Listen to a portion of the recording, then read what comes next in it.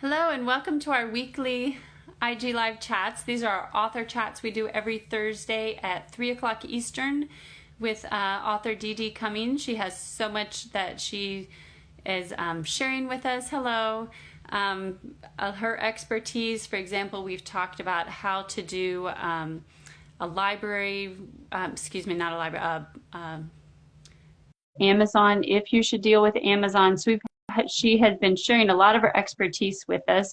So you really should, if you can, try to join us on Thursdays. Hello, I am I was on the wrong channel. Oh, that's I okay. wasn't even thinking, and I was like, oh, I wonder, it was only a couple minutes. So I'm glad you messaged me. That's okay. I, How are you? I'm doing great. What about you? Good, good. I think we're like past the panic point about getting everything ready for the holidays and are starting to just kind of relax and enjoy. How That, about you? I'm glad to hear that. I've had probably the most restful holiday season I've ever had. I haven't shopped a Mhm. whole lot and I haven't wrapped anything, and it's been heaven. I'm just like wrapping stuff in like gift tissue paper and putting it under the tree. So I'm not gonna stress myself. The holidays are not supposed to be stressful. I don't know why we do this to ourselves. It's true. Every year we do. Good for you. Yeah, my daughter, Kayla Pecchioni, I see she joined us. She's on, and she was just home for a couple of days this week, so that was exciting. Hi, Kayla. And uh, I gave her her gifts, and they were wrapped in just gift tissue paper instead of the real wrapping paper. So that was really nice that I didn't stress myself this year. Um, but I heard you were about to kind of give a summary of some of the stuff we've already talked about, which I think is great because we've talked about a lot. Yeah, when I started listening, I was like, we've really covered a lot of topics. And like I was saying, you have so much expertise that you're so generous about sharing. It's really exciting. So for those that haven't been joining us, you should really put it on your calendar for Thursdays, 3 o'clock Eastern or noon Pacific. Thank, They're really very informative. thank you for saying that. I had to turn my heat off. It's a little cold here, but on Christmas it's supposed to be 70 degrees, which is not normal for us. It might be normal for you all because you're in California, but not for us. Well, we're going to have the opposite. It's going to be cold and rainy. We have a big storm system coming into Northern California. So Oh, I hope not you're. a white Christmas, but a cold one anyway, I guess. Yeah, 70 will be nice. yeah, yeah. I hope that you're okay. Um, Yeah. we want a white Christmas, so being 70 degrees is going to be a little odd. But what was some of the stuff you were saying that we covered? I missed some of it. Well, I just started. I was just talking about the readings at the bookstore and about Amazon. What I hadn't mentioned is, I mean, we talked some about specifically about your books, but also about, and I know you just wrote a blog post related to this about how to stop being a dreamer and be a doer. Yes. That you've had that one of your big messages to kids and to adults is the to not think that it's just a dream, but how to actually make it a reality and kind of not leave it just in the state of wishful thinking. Yes, yes, I completely agree with what you just said. And we did just release a blog post about that because I'm a therapist for my full-time job. I write on the side. And one of the things I hate to see the most is people put their dreams off. Langston Hughes, the poet, called it a dream deferred, but it was a dream deferred. The way that he referred to it was because people did not have the opportunities really to pursue their dreams. Now, I know that everything's not perfect, but we do have the opportunity to pursue our dreams. And I just hate to see people wait on the idea that's literally been sent down from the heavens to their head and to their heart, and to not follow their dreams because we only have so much time. And if it's something that you're going to bed at night and you're waking up in the morning and you're thinking about, if only I had time, I would do this, then I want to encourage all of you all to make that happen. If it's on your mind and on your heart, it's there for a reason. I just want to say real quick too, we have a lot of new people who are joining us right now, and I just want to welcome everybody to our talk. Every week we talk about author related stuff or writing stuff. Oh, I am Jen Nikki. I think might be one of my college sisters. Sometimes, people don't have their whole real name, so it's hard to tell. Hi, Jen. But anyway, so this week, what I wanted to talk about is, and it ties in with this, with the whole concept of following your dreams, is I want to write another holiday book next year. And I'm hoping that I will do it. I already have some other books lined up, waiting to be released. So I have to put those first. But In the Nick of Time, which is my Christmas book that I wrote, I had that dream come to my head and my heart. Hi, beautiful sister. Thank you. I had that dream come to my head and my heart, because I would read Christmas stories to my kids and I couldn't find one where a little black boy got to help Santa save the day. And that's like one of my classic favorite Christmas storylines, is where Santa gets to help save the day. And so I wrote In the Nick of Time, and it's very successful. It's done very well, and I love it. It's such a cute book, and everyone who reads it loves it. Um, and I was thinking, why stop there? Because the holiday collection with books with kids who don't fit like the mainstream, are very limited. And that's all kinds of kids. That's not just black and brown kids, but kids with different abilities, or kids on the gender spectrum. You think about maybe a child who um, is non-binary, and their parents are trying to force on them these Christmas gifts that they don't want. That might be an interesting Christmas story. So there you all. I'm giving you all an idea there. But yeah, I'm hoping to write In the Nick of Time too for next year, and I wanted to announce that today. If you have any ideas, send them to me. I love incorporating names of characters, and thank you for the applause. And I hope to release another holiday book next year to add to this very, very, very limited holiday collection of books. So that's my big news today. That's wonderful. That's so exciting. Thank you. I have to throw out there that I was just having a conversation in a chat with some friends about how hard it is to find Black Santas. If you Yes. want to, I don't know if you want to throw that in there or just something to think about. In terms of just decorations, they were decorating their houses and they were sharing tips about where you can find a Black Santa. Like, oh, I found this one at this store, and here you can order this one online. And I shared with them a list that a friend of mine did, and Discovering the World Through My son's eyes. She did a book list of children's books that have a Black Santa, and there are Mm-hmm. six on the list. Yeah, That's it. I know. Um, Easy. so Yeah, yeah. Well, you just gave me an idea. So, everybody, while you're on, catch this news too. Tonight at 8 o'clock, I am going to read In the Nick of Time, and I hope that we have some special guests, like the actual Nick from In the Nick of Time.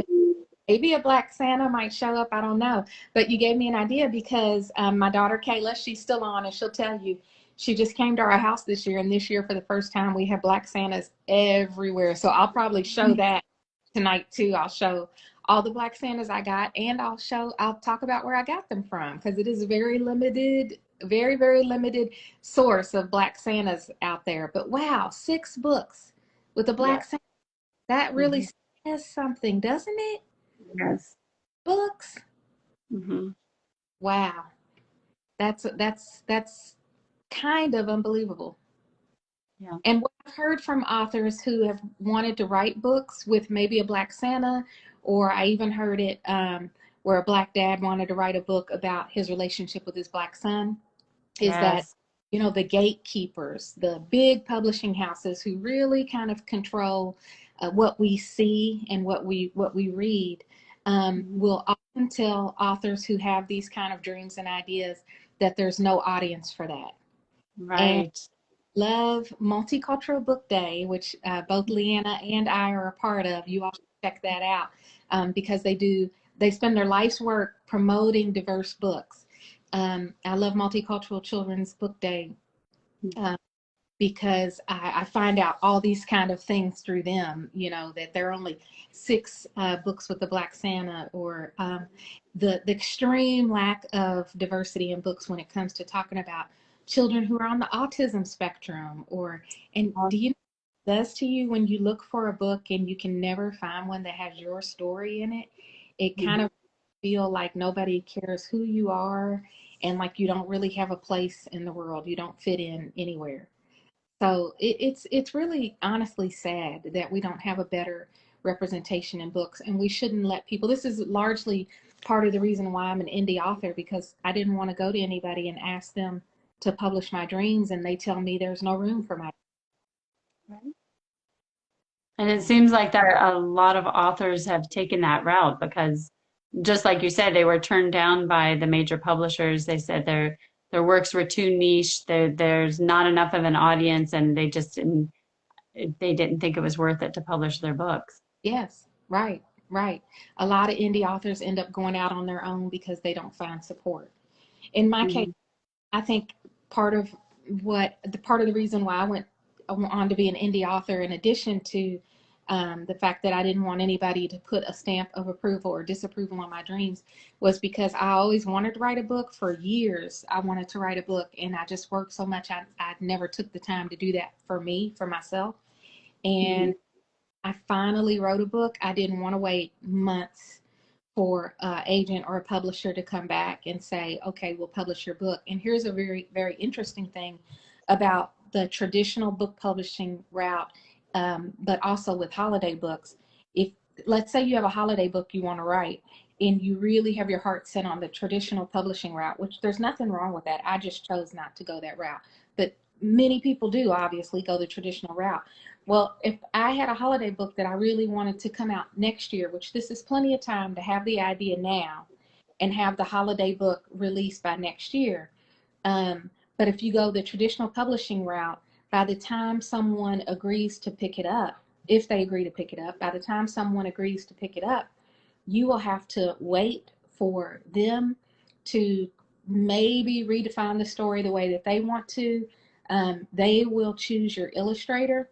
They will direct what the images look like. So you may have one child in your mind, or you may want the child to, let's say, you want a child who is in a wheelchair, but they already have a book coming out about a child in a wheelchair. They might cut that part of your story because they don't want it to compete with this other book. Then, in addition to that, if they have another holiday book coming out and they don't want your book to compete with that, your book could actually be held off a whole another year or two, because publishing houses don't want their books to compete with each Right. other. So they're going to release one big holiday book, and yours may have to wait till the next year. So that's just something you have to be aware of if you go the traditional publishing route. You're not going to be on your timetable or your design table at all. You're going to be at, on somebody else's um, timetable, and you know at the behest of their whims of what they see your story looks like. Right. Yeah, I hadn't been aware of it, I think, until we had our chat on the Multicultural Children's Book Day Mhm. channel several months ago. I don't think I had never known that you don't usually get to pick who your illustrator is, and you may or not even have any say in approving the illustrations that they do. I mean, I know there are some advantages because the people are so familiar with them, and it's a great way for people to have access to your books. I mean, if you're an indie publisher, you just have to work really hard to get your books out there and for people to know about you. So that is one advantage. They take care of all of that for you. But, pros and cons, you're giving up a lot of the control over your book, over your creative work, like you said, but about the illustrations and then about actually when it comes out. Yeah, you're giving up a lot of control of your vision for what you Right. thought, or maybe even the message it sent. Mhm. Um, but yeah, there's pluses and negative. I don't know if have we had that talk. We need to put that on our calendar for 2022. Have we had that talk about the pluses and the minuses of No, traditional? not here. I mean, we talked about it, like I said, a little bit when we did the interview for Multicultural Children's Book Day, but I don't think we've gone in depth. That would be really interesting because I had a talk with another author about that, and that was one of the things that she was weighing was she ended up going with the traditional publisher because she thought it would be the best way to get her book out to kids. Mhm. And in her case, she didn't have to sacrifice a lot about like she was happy with the final product. which may not always be the case. So for her, it was a fair trade. But yeah, that would be really interesting to talk about, and also maybe about like smaller presses Yes, yeah. versus doing it completely on your own. I know that's something a lot of people might have questions about. Yeah, yeah. But I do think any author at any level has to work hard. But yeah, indie authors definitely do have to work hard because they don't have the whole support team. And if you're a small press, the smaller the publishing house, probably the more of that legwork that you will have to do, more of the social media. But even big publishing houses still expect you to do a lot of legwork. If you're an author and you want your reach to be wide, you're going to hustle. Um, and but it's a really interesting life because you're most of the time you're just talking about what your dream is. So Mm-hmm. it's not, but it is a hustle. My family can tell you, like, I'm always and looking for opportunities to widen my reach because I want people to hear the message that I have, which is really about peace and empathy and hope. And as you know, those things are very needed right now. Definitely. I don't know if Tafari Music is still on, but I just wanted to say hi to Tafari Music. I don't know him, but he's somebody that we followed each other on Instagram for a long time. So it's just be familiar names pop up. So if you're on here, hi, good to see you. So hey, join me tonight at 8 o'clock. I'll show off all my Black Santas and I'm going to read In the Nick of Time. And I want you all to tell everybody who's on here, please tell everybody get your jammies and your hot chocolate, 8 o'clock Eastern time. So it'll be 5 o'clock for you, Leanna. But get your jammies on, get your hot chocolate.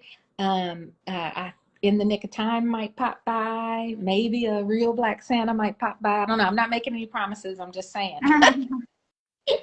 But it'll be neat just to hear the story. So I always kind of thought it was kind of silly when people got on social media and read their books until we did the Louisville Book Festival and we had a family court judge come and he read the book. And so many adults said that they had not been read to since they were a child. I think the adults loved it more than the kids did.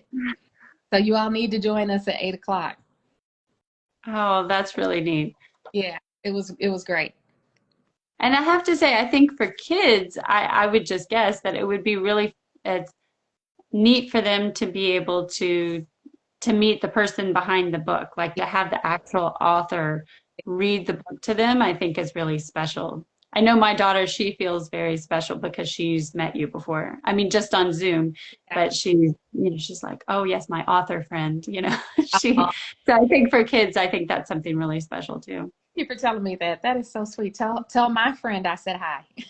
I will. Okay, well, I am going to get ready for tonight. I got a lot going on before Santa shows up at our house at 8 tonight.